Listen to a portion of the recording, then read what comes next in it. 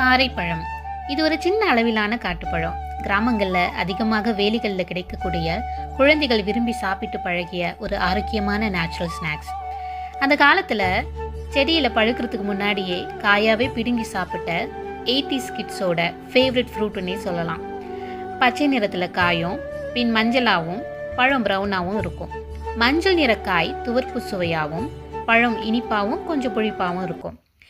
இந்த செடியில் ரொம்ப நீளமான முள் இருக்கும். பறிக்கும்போது பார்த்து பறிக்கணும். இந்த பழம் உடல் சூட்டை குறைக்கும், ஜீரணத்திற்கு நல்லது, நேச்சுரல் இம்யூனிட்டி கிடைக்கும். புளிப்பு மற்றும் இனிப்பு சுவையில் நம்ம நாக்கு சுவையை தூண்டும். நோய் எதிர்ப்பு திறன் அதிகமாக இருக்கிறதுனால நம்ம குழந்தைங்களுக்கு தாராளமாகவே சாப்பிட கொடுக்கலாம்.